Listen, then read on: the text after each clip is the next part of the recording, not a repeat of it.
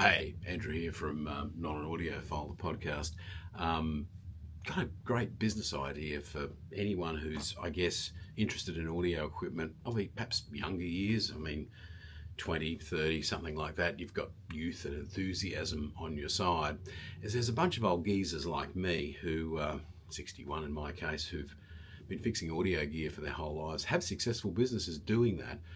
They're all over the world, and they're all looking down the barrel of retirement. I've got a 5-point plan that might see you in their business and with all of the knowledge that you ever need. Part one. Before I do part one, a little bit of background on why I think this might be a possibility. The HiFi industry is pretty buoyant, has been since COVID. The 70s and 80s were a fantastic time. I think it's probably just as good at the moment. There's lots of equipment being purchased, lots being made. The Vienna high-end show was amazing. There's so many products. So lots of product and very strong interest in vintage gear, probably not been so strong ever. Grandma's, grandpa's equipment coming out of the cupboard, everybody wants it fixed. Sure, it can be challenging to fix it, it can be time consuming, but the great thing is you get to charge, and I'll tell you why in a second. The other thing is vinyl, huge interest in vinyl, lots of turntables being sold, they need to be set up, cartridges fitted, what have you, but lots of repair of older ones as well. Same thing again, there's an old one in the bottom of the cupboard and it, what is this, Grandpa? Well, plays records, let me show you. Oh shit, it doesn't work. It's been sitting there for 20 years, no wonder. So there's that part of it, but then the other part, of course, is there's no technicians, all right? So in this town, Brisbane, Australia, there's two lifelong audio techs. You're looking at one of them and the other guy does pro gear. We're both so backed up with work, we really don't know what to do. We turn most of it away. And there's a couple of other techs in the town who do a bit of everything and they probably do the rest. And then there's a whole bunch of stuff that doesn't get fixed. Maybe some DIY, working under a blue tarp gets a crack at it. I don't know. But as far as professional repairs are concerned, there's very few techs. Not only are there very few techs, but the ones that are remaining are all, they all look like this. Did I already say that? They all look like this and they're looking down the barrel of retirement. This is a problem. With all of this gear being sold, but a lack of technicians, and they're all clearly, the reality is 5 years' time, will there be any? There's no 40-year-old techs. They're all sort of grey like me, annoyingly. So what happens in 5 years' time? Who's fixing this expensive equipment? Some of it could go to the factory, but the factory's got the same problem. They haven't got people who want to do it either. So I've got a plan. Well, I've got a plan, but maybe just one other little bit of background first. Why are there no techs? Like, was there a lack of demand? Well, yeah, there was, because TVs and VCRs and things that was the heyday of repairs, was the 70s and 80s and earlier probably. And then, of course, the gear got cheaper to buy and more expensive to repair because of the complexity of the parts and more of a board swapping culture than component level repairs. And so got to the stage where economic write-offs were a thing, and so workshops closed. There just wasn't the work. People were buying, say, new LCD TVs rather than repairing the old ones. Now, people in audio always had a business. Always. We probably less work at some point, less simple work, I'll admit, because equipment that we were fixing was the more complex and expensive stuff. But those skilled technicians that could repair that, or at least teach themselves to repair it, hung around. I'm still doing it, and I enjoy it. There's never a boring day. Everything's different. Life's great. And it pays pretty well these days because there's, you can charge a proper hourly rate. In fact, I think that's part of the problem with the industry, is it was kind of regarded as just nerds mucking around with electronics and really didn't know how to run their business properly and probably weren't charging enough. Meanwhile, electricians were joining the red wire to the red wire, and sometimes the red to the black, but mostly the red to the red, and plumbers were joining bits of pipe together and stuff and charging a fortune and doing very simple work, doing it well, of course. It's important work, but nonetheless, it's not the brain tease that electronics is. So I guess it was easier, but bizarrely they were getting paid more money, whereas we were doing tougher work and getting paid less money. And I think we had a reputation for that. And so People went off and did other trades or something. So, whatever. The bottom line is, let me get to my point. There's bugger all techs. There's huge demand. So you want to make, I don't know, $200,000, $300,000, $400,000 a year doing something you love. This is how you're going to do it. Step one. Learn about electronics. It's as easy as that. I'm going to put the link up in the corner to a very, very, very, very good online electronics course. Just a very simple course, DC stuff first. You need to get your teeth into that. Here's the problem. You go in and you want to talk to someone like me about, you want to be a technician, and we have a few come in, not many, not like the good old days where everyone was, someone every week wanted to work for you or get an apprenticeship. It doesn't really happen anymore. I'm not sure why. It's not really my concern. The reality is you should do it, but you're not going to be able to do it unless you know something about electronics. So check the course and learn it. Now, you might go, oh, it could take years. No, yeah, sure. If it was a university course, it would take 6 years or something, The reality is, the electronics that I learnt in the theory was 3 lots of 7 weeks. And it was intensive. So it was 21 weeks worth of training for the whole course, which was enormous, of which DC conditions, DC circuits, I guess, I don't know, 2 weeks of it to absolutely thoroughly cover it. Give it a weekend, 2 days. 2 days. That course that I alluded to, go and have a look at it, 2 days. Once you've got that, you can move on to step 2. Step 2. Who are these people you're going to see about training? Well, they are in your phone. Look through your phone. Yeah, that thing that you're constantly playing with. Get in there, find out who the local repair shops are. You probably already know who they are. There's probably only a handful. There's probably only maybe one, depending on the size of town you're in. If you're in a small regional area, there's probably none, right? So in which case, this doesn't work for those living in, I don't know, Birdsville. You're going to need to be in a capital city. Wherever you are in the world, you're going to need to be in a large, I guess, 500,000 plus, maybe 300,000 plus town to have a couple of workshops. All right. Note down the good ones, the ones with the great reviews, the great reputation. They're the ones you want to talk to, and you're like, oh yeah, but they're big businesses, and they don't worry. This is the great bit. This is the bit you're going to love. They are dying to meet you. So, not dying. Well, actually, maybe they are dying to meet you. They're certainly getting closer to death.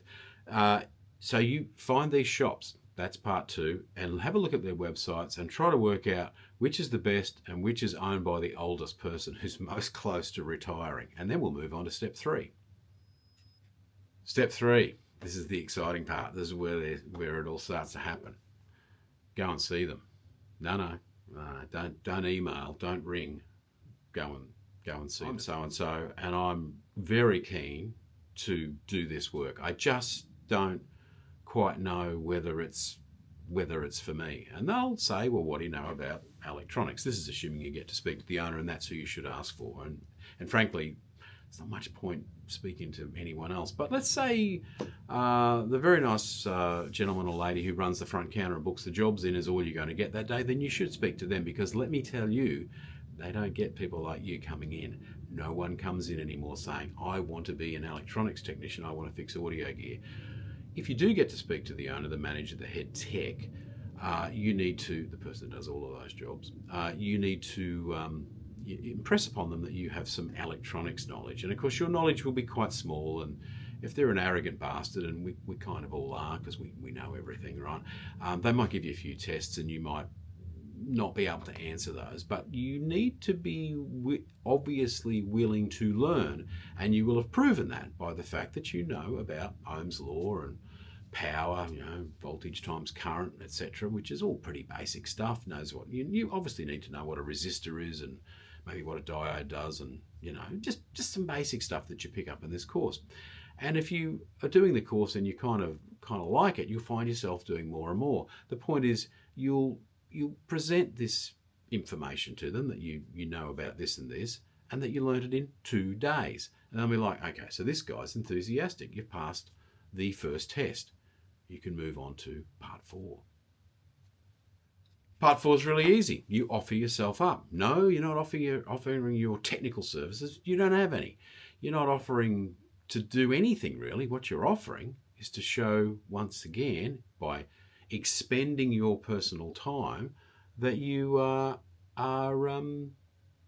keen to learn, and you want to know what is it that you guys do. Now, you're just offering to look over their shoulder, hang around, talk about it, look over their shoulder, see what it is they do, and get a feel for whether this is for you. Now, I can't, if someone said that to me, I'd go, okay, under certain conditions, this is not a problem. We need to understand the delicacy of the equipment. Don't step on this. Don't touch that. Don't touch anything, in fact. Certainly don't touch the mains.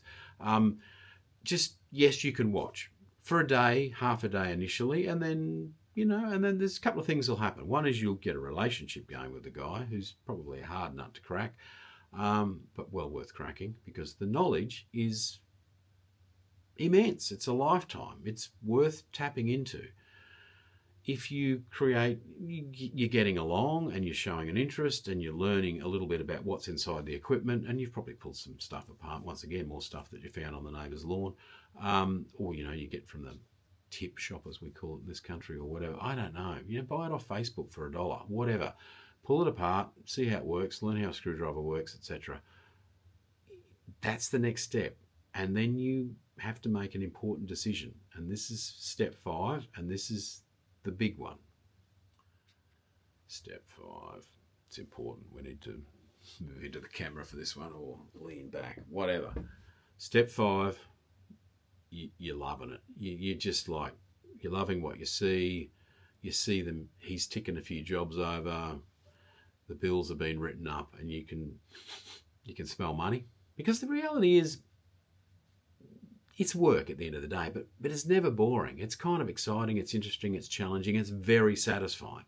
It's satisfying like, people who build houses, people who wire houses, people who paint a car. It's very satisfying work. A lot of hard work, bit of training, of course. You sit back, you put that last bit of paint on, you wheel the car out of the booth.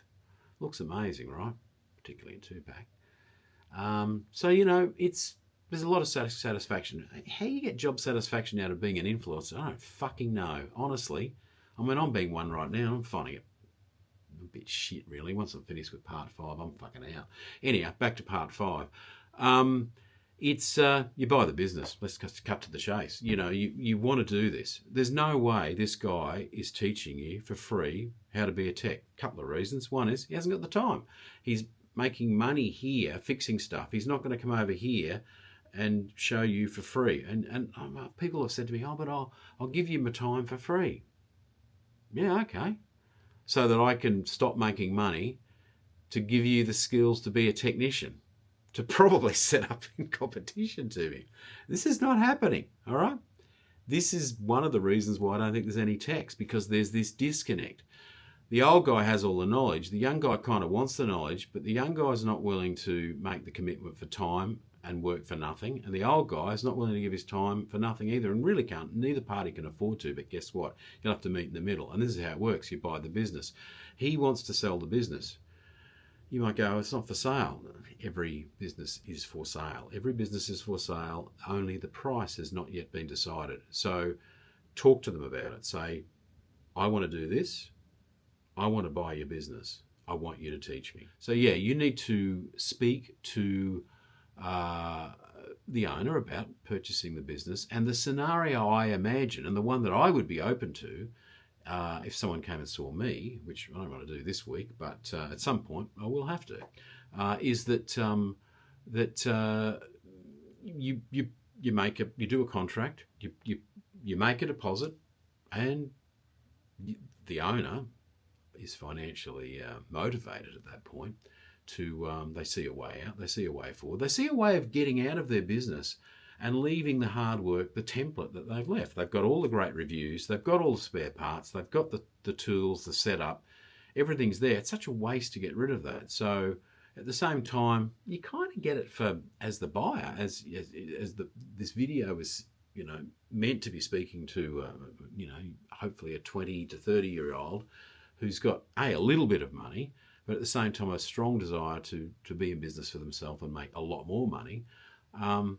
You can find that down payment. You're going to be working for nothing, all right? You're going to be doing, I guess, about a year. I did with Alex a year, and a year was about right. I think we'd had a gutful of each other by then, but he also knew enough to, we still talk, as per that interview, right? But yeah, the point is he knew enough to run it himself. And we followed that up with about a 1 year consulting period where he could email me or ring me or what have you with a tricky job, and I'd give him some assistance.